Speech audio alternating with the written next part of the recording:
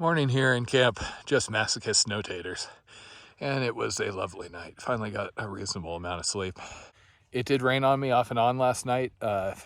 Drizzle, I never heard it coming down really hard, but if it happened about an hour after I ate, I was dead to the world. I was able to get a replacement poop shovel going through town, which is good because without that, it's hard to, do a proper LNT cat hole. But I am really missing the little silicone mouthpiece that goes on the edge of my cup. Unfortunately, I don't know if I'm going to be able to get that before Breckenridge because getting anything delivered into Winter Park is looking a little problematic. And that is the sort of thing you kind of got to order off the internet. So interestingly enough, I'm usually all about those little sections that other people skipped on the CDT. This was the first one where I'm kind of like, yeah, okay. And I had justified it to myself last year because it is kind of a go to a single point, do a loop, come back. But it was just so burned. I mean, I did see some elk. I heard there was a moose up ahead. I never saw it. And it just... it wasn't that great compared with everything else, and you've got to deal with the whole national park. Oh, you got to stay at this campsite, that whole like pain in the butt. And I'm fine using bear cans. It's just annoying to have to like grab one and then run back to town to try and, return it. So now I'm basically on tread that I've already done, basically until after Winter Park. Winter Park was where everything went bad, so I kind of had bad juju there. I was hoping to bypass it, but I'm not strong enough to do like 100+ mile carry right at the moment. So once I get past Winter Park, there was a junction to go through Silverthorne or over Grays. Grays is kind of the high point of the CDT. It's a 14er.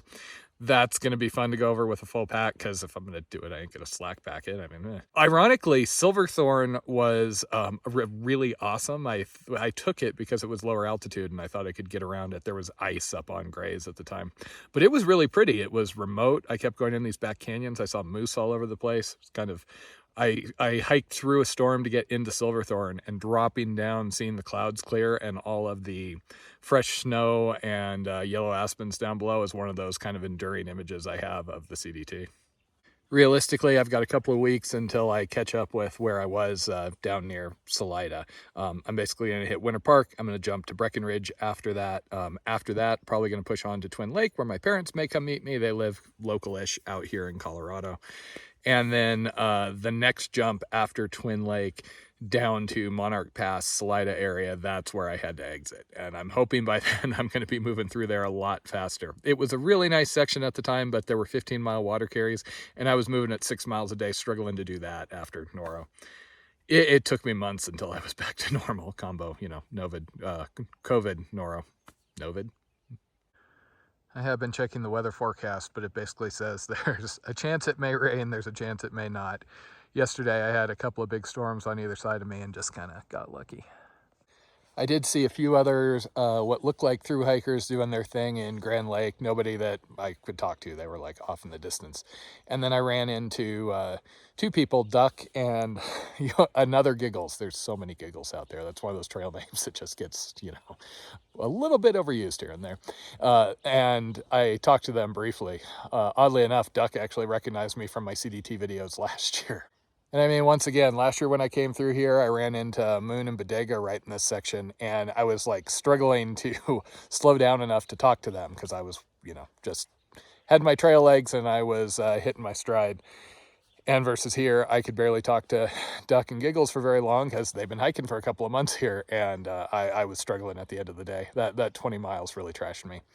But it's okay. I have plenty of food to get to Winter Park. It's only about 50-some miles, and I packed 4 or 5 days of food, figuring that I'd have to go a little slower.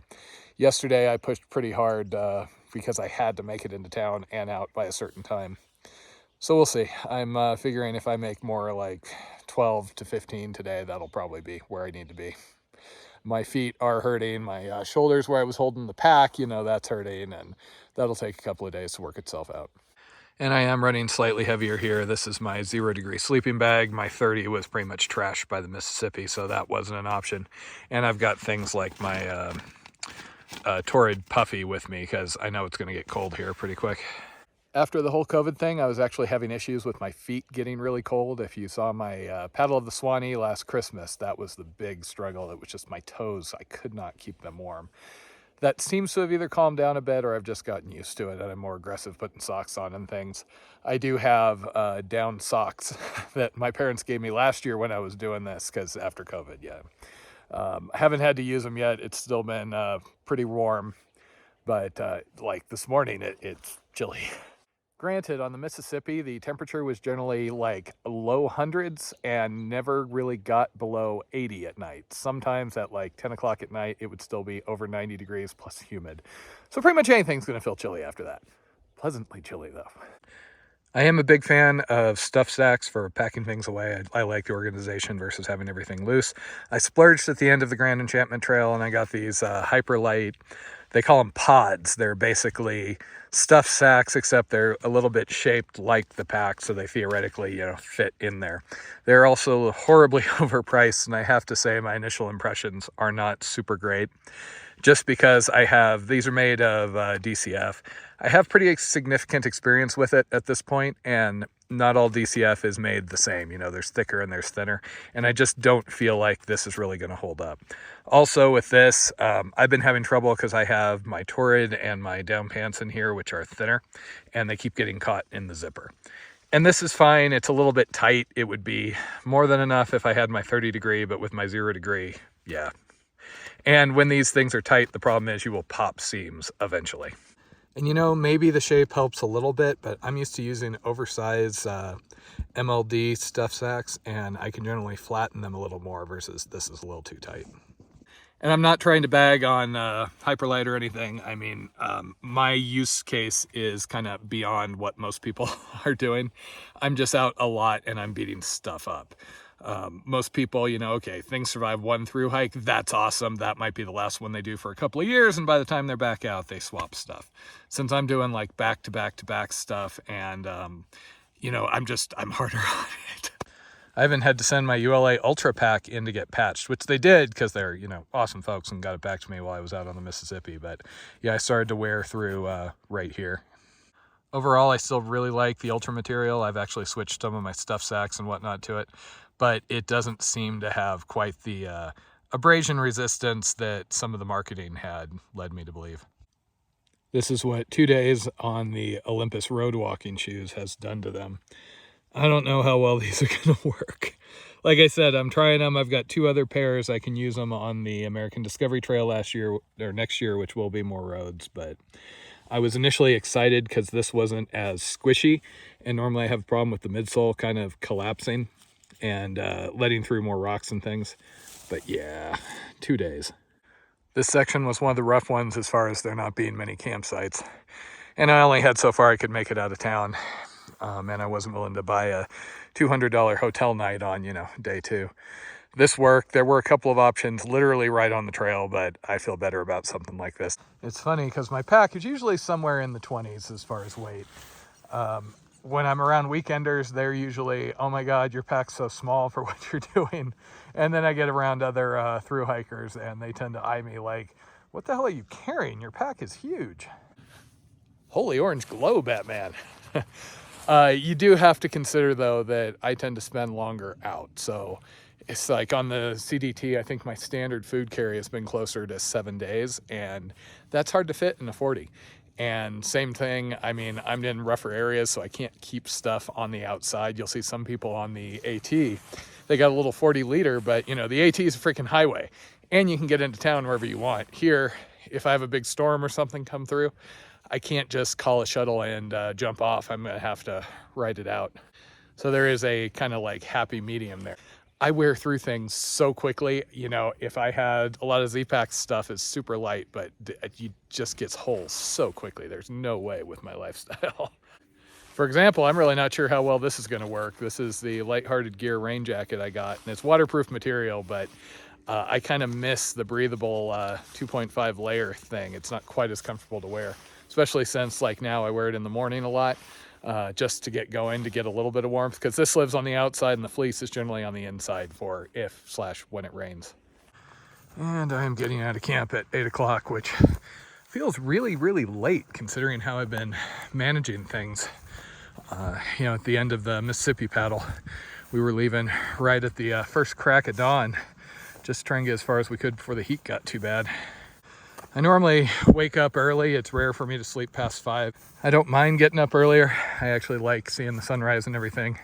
The trick with me is just in order to make these videos, I have to edit them on the trail. And editing each video usually takes me, I'm probably working on it an hour and a half now every morning. Some days are faster than others. Right now, the first video is always kind of the one that takes the most editing time for me.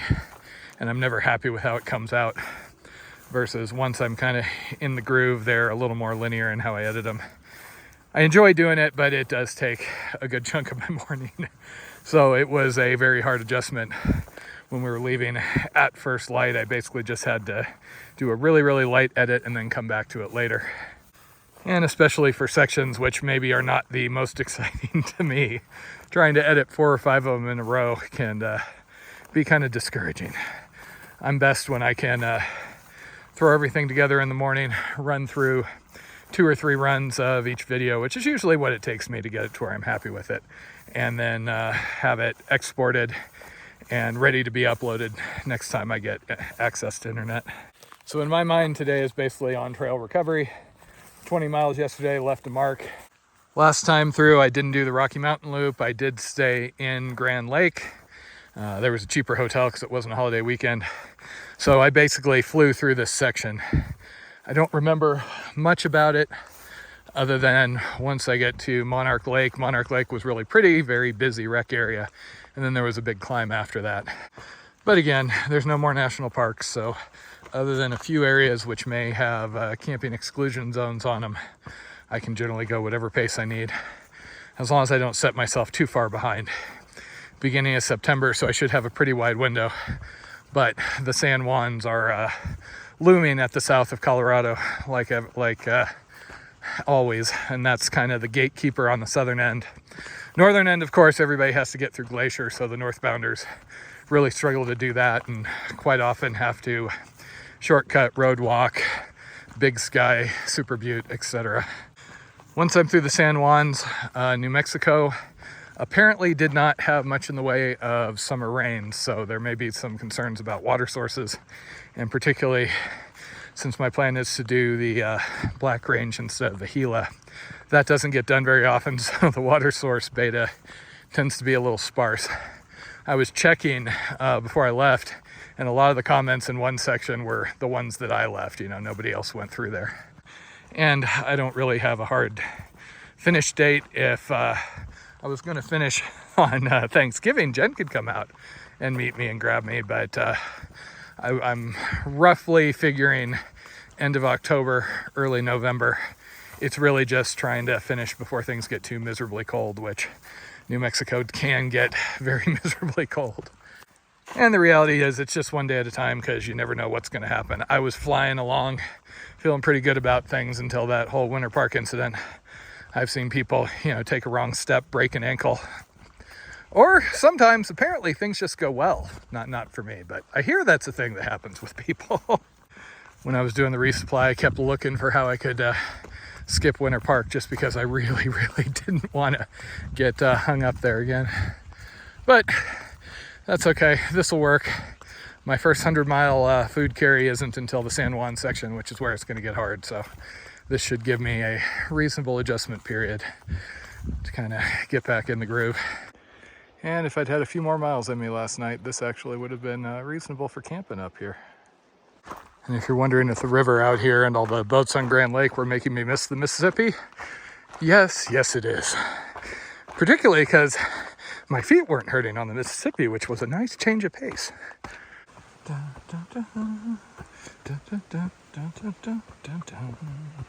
So I'm not really the sort that follows other hikers' YouTube videos. They're just, that's my everyday. So if I'm going to watch a YouTube video about somebody's daily life, they got to have a monkey or like a fox or something like that. However, I do follow Instagram, and I have a lot of friends on there I'm connected with, and I came across this that somebody had posted about. These are actually really good. They're about 250 calories, and they're kind of wet, but it tastes like an actual, good tamale, not a restaurant tamale. And welcome to Labor Day on Lake Granby. It's going to be busy here for a bit. Probably leave the crowds once I get to backside of Monarch Lake.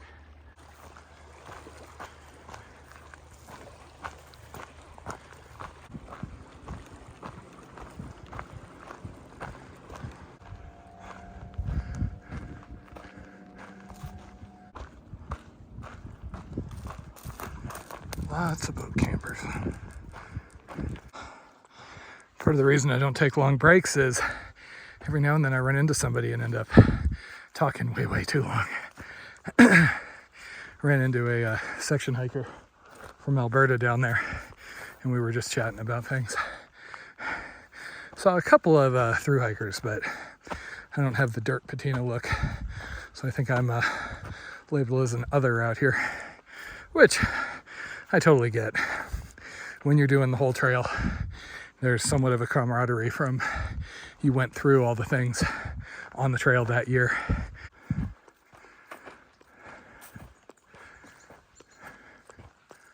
There is a literal shit ton of bear poop in this section. Didn't see it in Rocky Mountain, just moose and elk. Yeah, be a bit nicer if my left foot wasn't killing me, but there you go.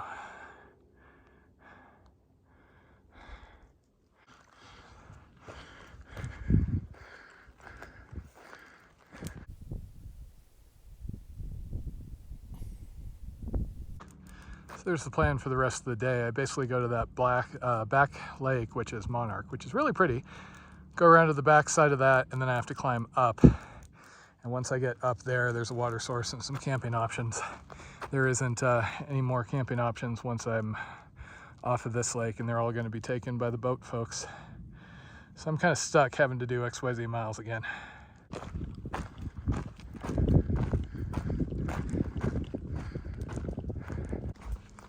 So once I'm down, it's a no camping zone from this lake, basically, until I'm at the far side of Monarch. If I can find a camp down here, I may end up taking it, as much as I don't want to stop this early. It's only about 2 o'clock. Yesterday left some issues with my left foot, and I really don't want to exacerbate those too much.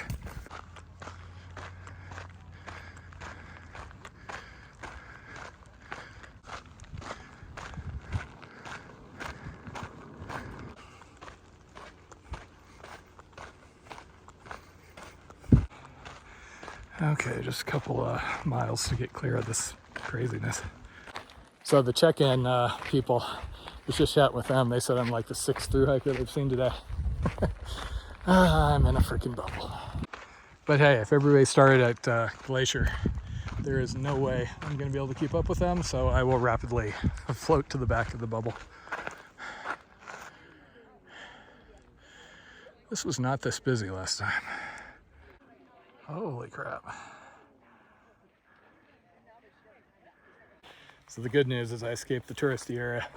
The bad news is I remember this part. It's not too bad for a little while, but the James Peak traverse was a rough one. Lots of climbing and up really high, and I got to go over, I think, James and Fiona, which are the two 13ers, to get to Winter Park. Oh, joy.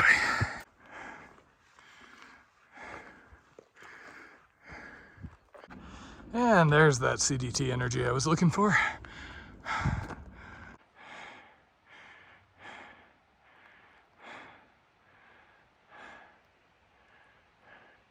So I basically managed to manage the foot issue, so I've made my miles for the day. I filled up at the creek. I'm at the top of the first climb, but it's time to set up. I know this next section, and it's